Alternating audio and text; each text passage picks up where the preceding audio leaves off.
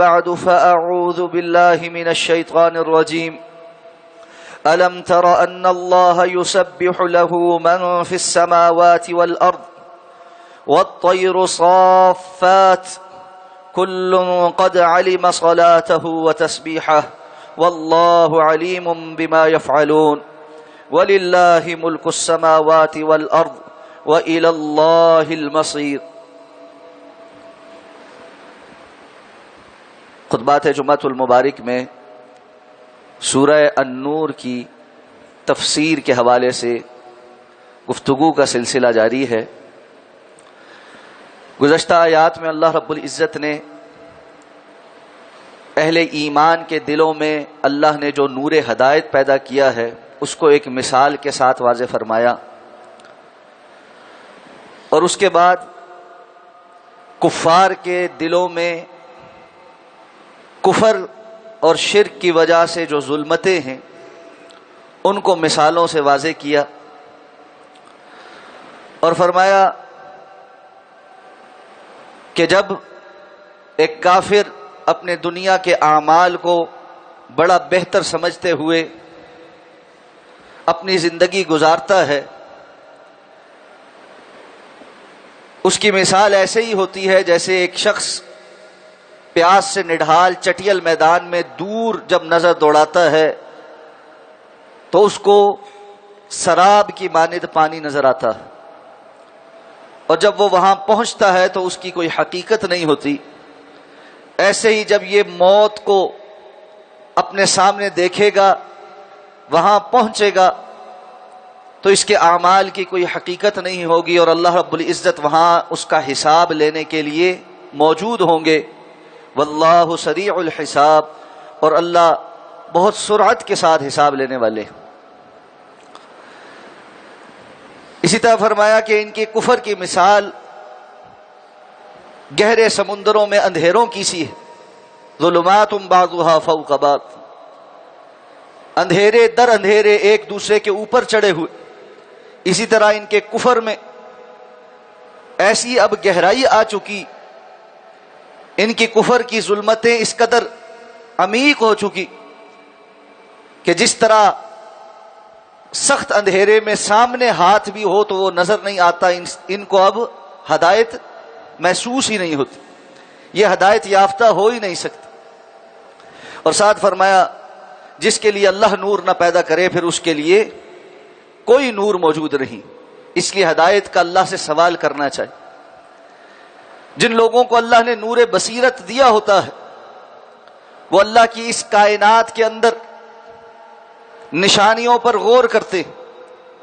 اور اس کے ذریعے سے یہ پہچانتے ہیں کہ جس رب نے اس قدر عظیم کائنات بنائی ہے، جس کی مخلوق اس قدر حیران کر دینے والی ہے، اس کی اپنی ذات کس قدر عظمتوں والی ہوگی۔ اللہ نے اپنی ذات کے حوالے سے اور اپنی توحید کے حوالے سے اگلی آیات میں کچھ نشانیاں بیان فرمائی، تو فرمایا الم تر ان اللہ یسبح له من فی السماوات والارض، کیا آپ دیکھتے نہیں ہیں کہ یقیناً یہ اللہ کی ذات ہے جس کی تسبیح آسمانوں اور زمین میں جو کوئی موجود ہے وہ سب بیان کر رہا۔ الم تر، کیا آپ دیکھتے نہیں؟ یقیناً یہاں پر اس کا معنی دیکھنا نہیں، قرآن مجید میں بہت ساری جگہوں پر الم ترا کا لفظ عربی زبان کے اسلوب میں آتا ہے جس کا معنی ہوتا ہے کہ آپ جانتے نہیں یا جاننے کی کوشش نہیں کرتے۔ جیسے اللہ نے فرمایا الم ترا کیف فعل ربک باصحاب الفیل، کیا آپ نے دیکھا کہ آپ کے رب نے ہاتھیوں والوں کے ساتھ کیا کیا؟ اب یہ منظر تو بہت پہلے گزر چکا، اس کو دیکھ تو نہیں سکتے، یہاں ماننا کہ اس کے بارے میں جانو۔ اسی طرح آسمانوں پر جو مخلوق اللہ کی تسبیح بیان کر رہی ہے، ان آیات اور احادیث کی روشنی میں ہمارا ان پر ایمان ہے، لیکن ہم اپنی آنکھ سے دیکھ تو نہیں سکتے۔ تو مفسرین نے بیان کیا الم ترى بمعنی الم تعلم، کیا تم یہ جانتے نہیں؟ اور جانتے نہیں کا معنی یہ ہوتا ہے کیا تم اس طرف توجہ نہیں کرتے کہ جان سکو، غور و خوض کرو کہ تمہیں سمجھ آئے کہ کس طرح اللہ رب العزت نے اس دنیا کا نظام بنا رکھا ہے، اس کائنات کو قائم کر رکھا ہے، تو پہلی بات بیان کی یسبح لہ من فی السماوات والارض، جو کوئی آسمانوں اور زمین میں ہے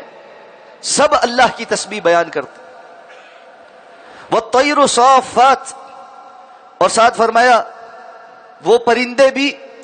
جو ہواؤں میں اڑ رہے ہیں اپنے پر پھیلائے ہوئے، وہ بھی اللہ کی تسبیح بیان کرتے، اس لیے کہ جو آسمانوں میں ہے وہ آسمان میں ہے، جو زمین میں ہے وہ زمین میں ہے، اور جو ہوا میں اڑ رہا ہے نہ وہ آسمان میں ہے نہ زمین میں ہے، اس لیے ان کو بھی علیحدہ سے بیان کر دیا کہ جو آسمان و زمین کے درمیان مخلوق ہے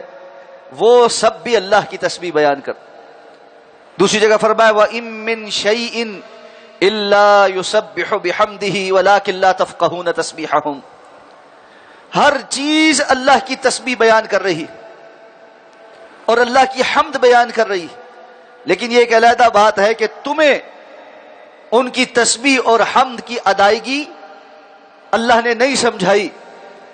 تم نہیں جان سکتے کہ جمادات، نباتات یہ کیسے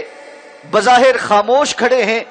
لیکن حقیقت میں ادراک رکھتے ہیں اور اللہ رب العزت کی تسبیح اور حمد بیان کرتے۔ کیسے بیان کرتے ہیں؟ یہاں اس کو تفصیل تھوڑی سی بیان کر دی۔ کل قد علم صلاته وتسبیحا، ہر کسی نے اپنی نماز اور اپنی تسبیح جان لی ہے، یعنی اللہ نے ان کو سکھائی ہے اور انہوں نے سیکھ لی ہے۔ تو جو اللہ ہمیں عقل و شعور عطا فرما سکتا ہے، شریعت نازل کر سکتا ہے، انبیاء کو بھیج سکتا ہے اور ہمارے لیے شریعت کے احکامات کو وضع فرما سکتا ہے، وہ رب اپنی ہر مخلوق کو اپنی تسبیح اور حمد بیان کرنا سکھلا سکتا۔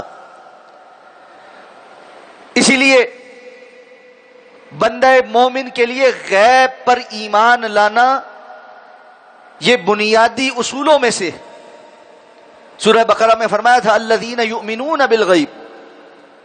اہل ایمان کی صفات میں سے ایک صفت یہ ہے کہ وہ غیب پر ایمان رکھتے ہیں۔ فی زمانہ ایک بہت بڑا فتنہ یا آزمائش جو پیدا کر دی گئی ہے وہ یہ ہے کہ بھائی مانوی پروف لے کر آؤ، حسی طور پر ثابت کرو، جو چیز حواس خمسہ میں نہیں آتی ہم اس کو نہیں مانتے۔ تو اس کا نتیجہ یہ ہے کہ بعض بظاہر پڑھے لکھے لوگ ایمانیات میں بہت سے غیبی امور کا انکار کر دیتے، جبکہ اللہ رب العزت فرماتے ہیں کہ جو اللہ نے تمہیں بتلایا ہے اس کے مطابق ایمان لاؤ کہ تمہارے حواس خمسہ سوائے اس دنیا کی چند چیزوں کے علاوہ کسی چیز کا ادراک نہیں کر سکتے، اور حواس خمسہ جس بنیاد پر یہ مطالبہ کرتے ہیں حقیقت تو یہ ہے اس بنیاد کا بھی حواس خمسہ سے ادراک نہیں ہو سکتا۔ وہ بنیاد عقل ہے، انسان عقل کی بنا پر یہ کہتا ہے کہ وہ چیز میری عقل میں آئے گی میں اس کو مانوں گا۔ یہ عقل کہاں ہے؟ کیا کسی انسان کا دماغ کھولا جائے تو وہاں پر کوئی علیحدہ سے حصہ موجود ہوتا ہے کہ یہ عقل ہے؟ دل کے کسی حصے کے پٹھے کا نام عقل ہے؟ اعضاء کے اندر موجود کسی جگہ پر کسی ہڈی کا نام عقل ہے؟ خون میں دوڑنے والے ذرات کا نام عقل ہے؟ حقیقت یہ ہے کہ اس عقل کا کوئی حصی وجود ہمارے پاس موجود نہیں۔ اس عقل کو اس کی صلاحیت کی وجہ سے ہم جانتے اور پہچانتے کہ اگر میں کسی چیز کو چھوتا ہوں وہ ٹھنڈی ہے یا گرم ہے، مجھے یہ بات، یہ معلومات جو میرے ہاتھ سے لے کر دماغ تک جاتی ہیں اس کو پرکھنے میں اور اس کے ٹھنڈے اور گرم میں فرق کرنے والی جو چیز ہے وہ کیا ہے؟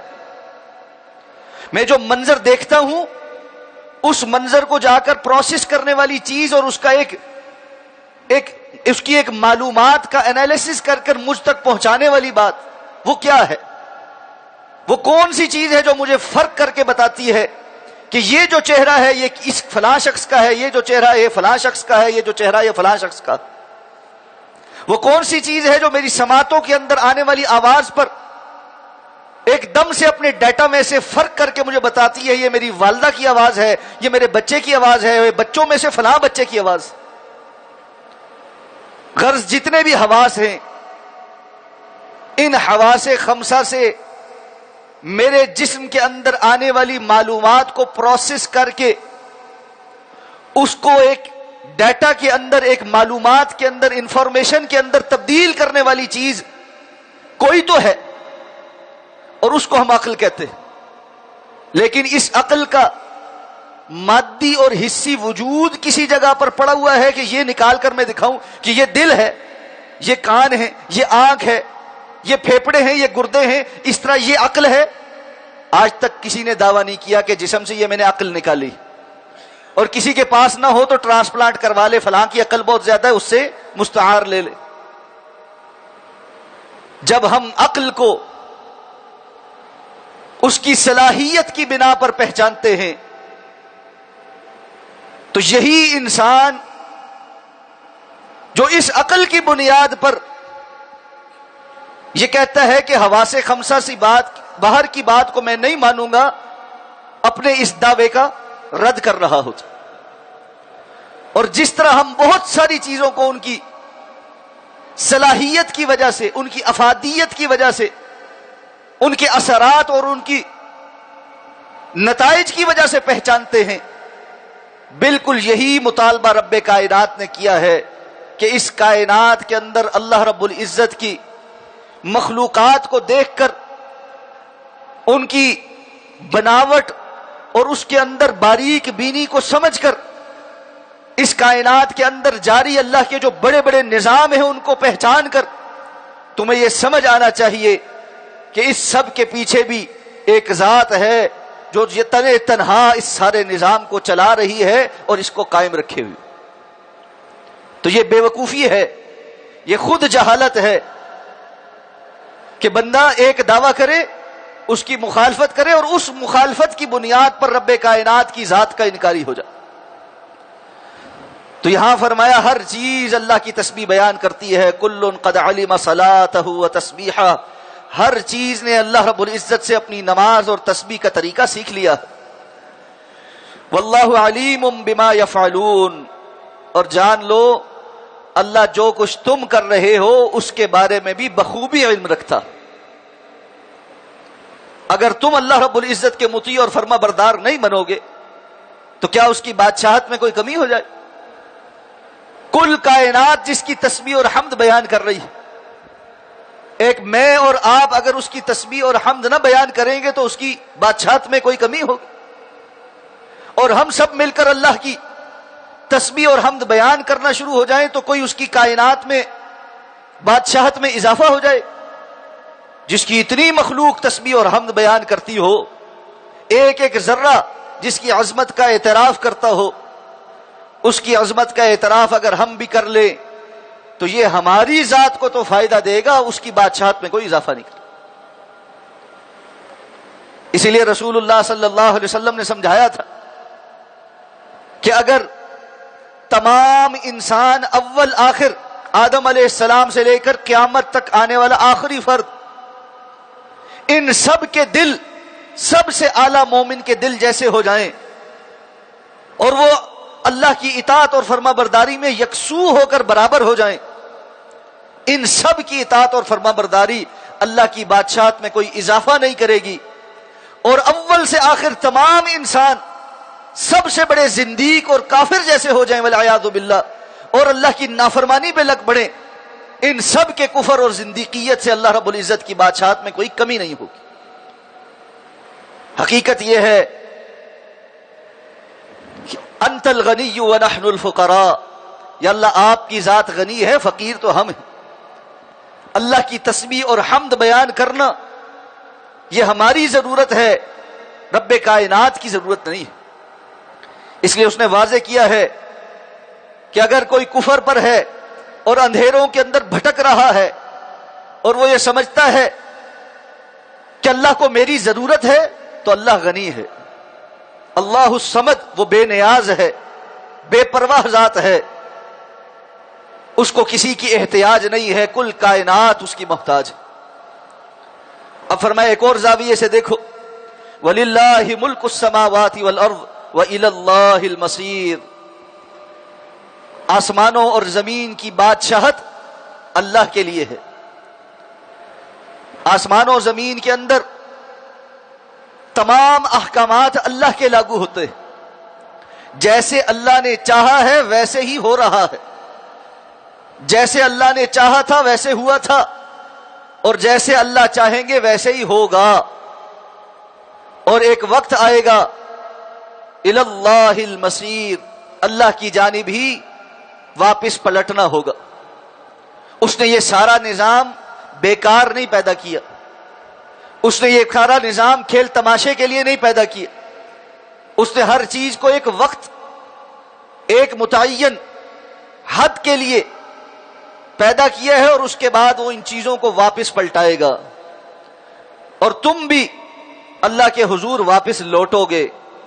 اور پھر جو کچھ دنیا کے اندر کیا ہے اس سب کا حساب کتاب دو گے. فرمایا ایک اور زاویے سے دیکھو، الم تر ان اللہ یزجی سحابا، کیا آپ نے دیکھا ہے کہ اللہ رب العزت بادلوں کو چلاتا ہے؟ ثم یؤلف بینہ، پھر وہ ان کے درمیان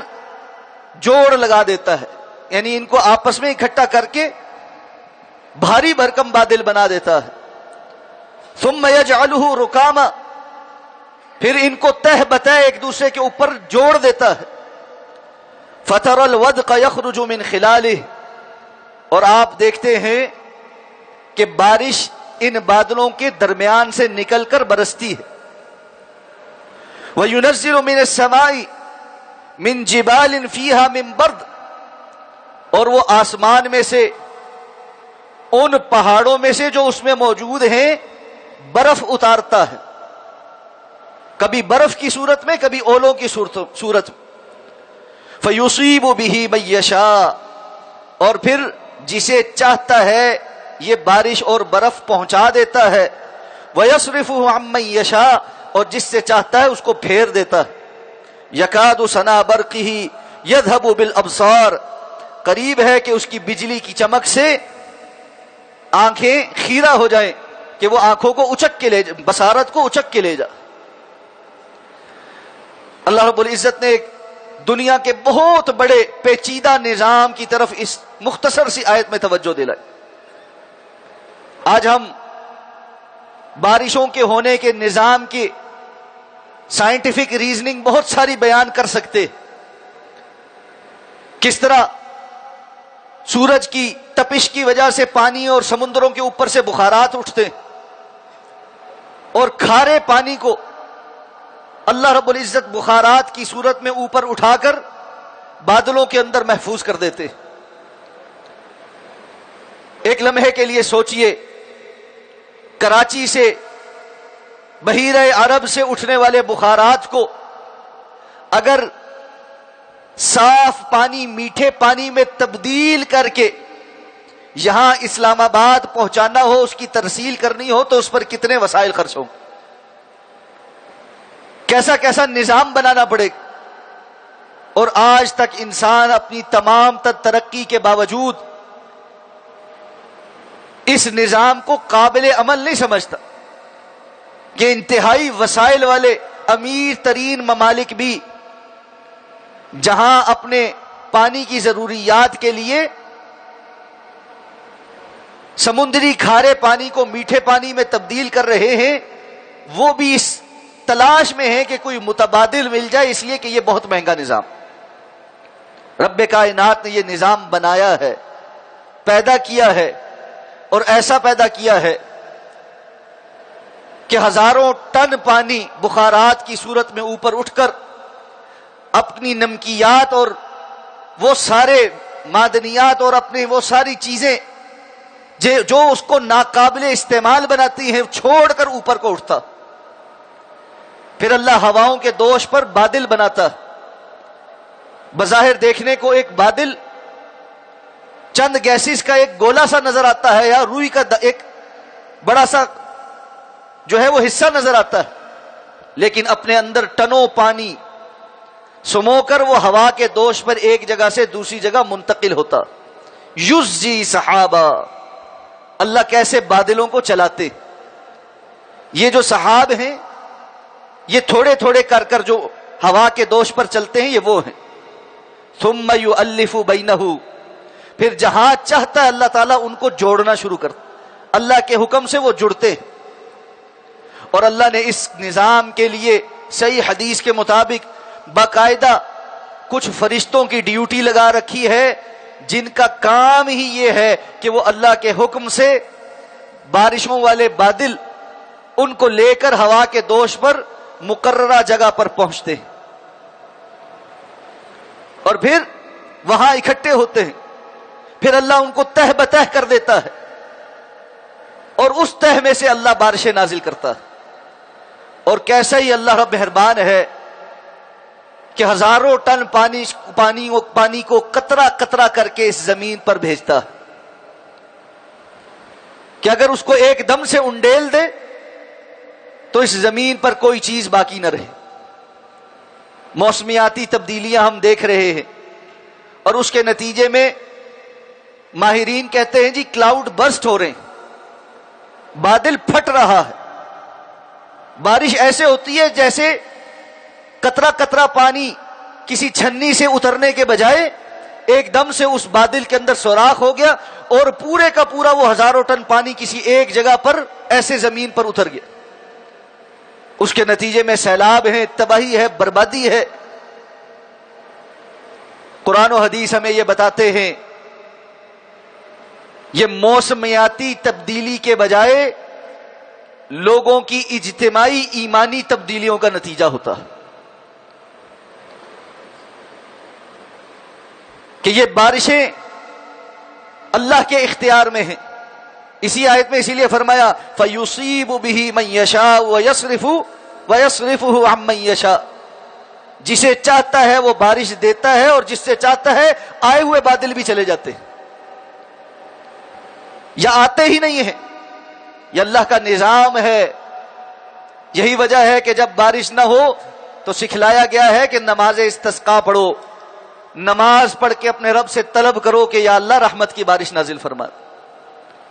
اور اگر عذاب کی صورتوں میں نازل ہو رہی ہو تو استغفار کرو اور توبہ کرو، اپنے اعمال سے کی طرف رجوع کرو کہ یہ موسمیاتی تبدیلیاں ہر دور میں رہی ہیں۔ اور ہم تاریخ کو اور جغرافیہ کو جب پڑھتے ہیں،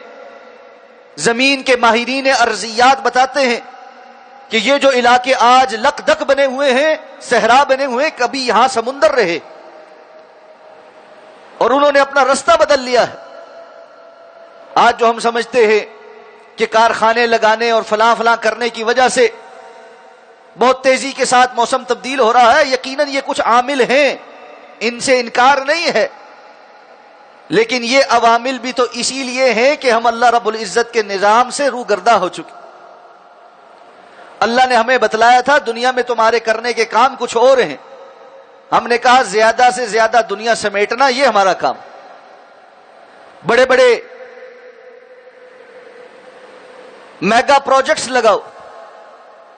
زمین کو کھود کھود کے اس کے اندر سے معدنیات نکال کر ان کو جلاؤ، فیکٹریاں بناؤ ان کے دھوئیں، اور ہر طرح کی گاڑیاں بنا بنا کر اور انجنز بنا بنا کر ان کی کاربن کو ہوا کے اندر پھیلاؤ۔ اس دوڑ کے اندر رب کائنات نے تو ہمیں نہیں لگایا تھا، یہ خرابیاں بھی تو ہم نے اللہ کے نظام سے روگردہ ہو کر ہی کی ہیں۔ ورنہ حقیقت یہ ہے ترقی کے نام پر جو وبال آج ہم نے اپنے لیے اکٹھے کیے ہیں، انسان کو اپنی زندگی گزارنے کے لیے ان کی ضرورت نہیں تھی، اور انہوں نے آ کر انسانی صحت پر بھی برے اثرات ڈالے ہیں اور ذہنی صحت کے اوپر بھی برے اثرات ڈالے۔ اگر آپ دنیا کے اندر جینے والے لوگوں کا ایک طائرانہ نظر میں تجزیہ کریں تو ذہنی بیمار ہیں، ہم مریض لوگ ہیں، ہر وقت ایک دوڑ میں اور ان چیزوں کی دوڑ میں جن کی ہمیں زندگی میں ضرورت نہیں۔ اس سے بہت آسان اور سادہ اور بہتر زندگی ہمارے بزرگ گزارتے رہے اور ہم بھی گزار سکتے ہیں، لیکن انسان ہے کہ اس کو سمجھنے کے لیے تیار نہیں۔ تو یہ نظام جب گڑبڑ ہوتے ہیں تو اس لیے ہوتے ہیں کہ انسان کی ایمانی تبدیلیاں بڑی ہوتی، معاشروں کی ایمانی تبدیلیاں آ جاتی، اور ان کے دنیا کو دیکھنے کے زاویے اللہ رب العزت کے نظام سے ہٹ کر کچھ اور ہو جاتے۔ اور حقیقت یہ ہے فی زمانہ تو ہم اس معاملے میں اس قدر تبدیلی کا شکار ہو چکے کہ اگر کوئی بندہ اس کے برخلاف کوئی بات کرے وہ بات ہمیں ہضم ہونا بھی مشکل ہو جاتی۔ ہم سمجھتے ہیں مولوی دقیانوس ہے، یہ پڑھا لکھا نہیں نا، اس لیے اس کو پتا نہیں، اور ان کو کیا معلوم کہ سائنس اور ٹیکنالوجی کیا ہوتی ہے۔ یہ بات بہت حد تک ٹھیک ہوگی آپ کی، شاید ہمیں سائنس اور ٹیکنالوجی کی ان ٹرمینالوجیز اور باریکیوں کا نہ پتا ہو جن کا دنیا کو پتا ہے، لیکن اللہ کی قسم اس علم کی باریکیوں کا بخوبی ادراک ہے جس کو اللہ نے حق کہا ہے اور جس کے سوا سب باطل، اور اس حق کو جس نے نازل کیا ہے وہ اس کائنات کا بنانے والا ہے۔ اور میں اور آپ یہ تو مانتے ہیں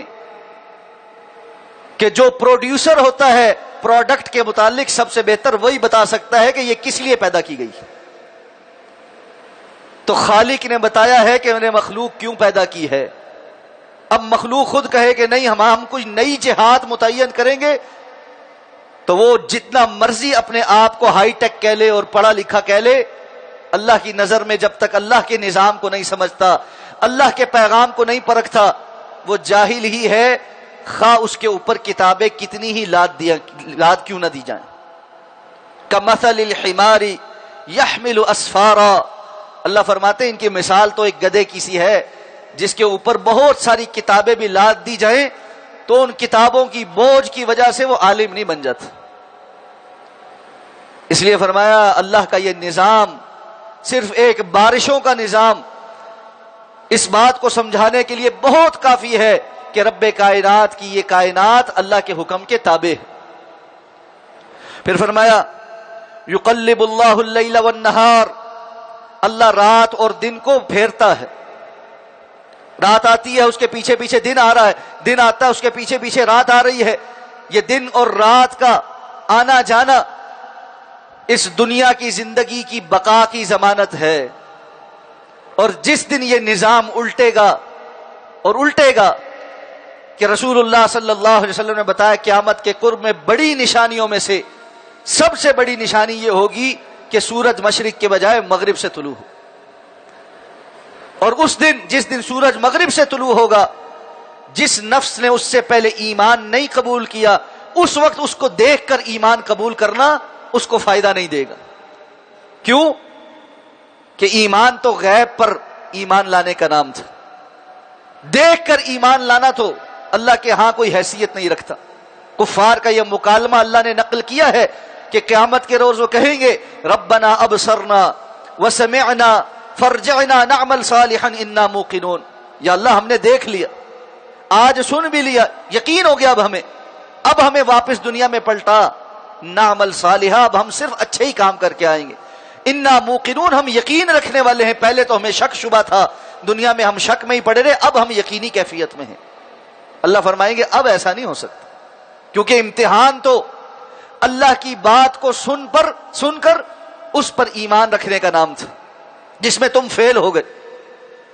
اور آگے کچھ ایسے لوگوں کے بارے میں ذکر آ رہا ہے کہ جو بظاہر تو کہتے ہیں ہم اللہ کی مانتے ہیں لیکن اللہ کی مانتے ایک نہیں، اور ان کے دل شک اور شبہ میں ہی پڑے ہوئے۔ پہلے اہل ایمان کا ذکر ہوا تھا اور ان کے نور ایمانی کا تذکرہ ہوا تھا، پھر پکے ٹھکے کافروں اور مشرکوں کا ذکر ہوا اور ان کے کفر کے اندھیروں کا تذکرہ ہوا۔ بیچ میں اللہ رب العزت نے اپنی کائنات کی نشانیوں کی اور مخلوق کو بیان کر کے اپنی عظمت کا ڈنکا بجایا ہے، اور پھر ان لوگوں کا تذکرہ ہے اگلی آیات میں جن کی اکثریت شاید ہم اپنے ارد گرد پاتے ہیں۔ جو مسلمان گھرانوں میں پیدا ہوئے، اسلام کے نام سے واقف اور اسلام کے جو فوائد ہیں ان کو حاصل کرنے کے لیے آگے آگے ہیں، لیکن جہاں قربانی دینی پڑے، جہاں نفس پر زد پڑتی ہو، وہاں وہ دین بیزار ہیں اور اپنے آپ کو ماڈرن اور لبرل کہلانے میں کوئی عار اور شرم محسوس نہیں کرتے۔ اگلی آیات صرف ان کے متعلق، اگلے خطبہ جمعۃ المبارک میں انشاءاللہ ان آیات سے متعلق گفتگو کریں گے۔ اللہ رب العزت سے دعا ہے اللہ ہمیں ایمان کے نور کو حاصل کرنے کی تگو دو اور سعی کرنے کی کوشش توفیق عطا فرما دے۔ اقول قولی ھذا واستغفر اللہ لی ولکم ولسائر المسلمین برحمتک یا ارحم الراحمین۔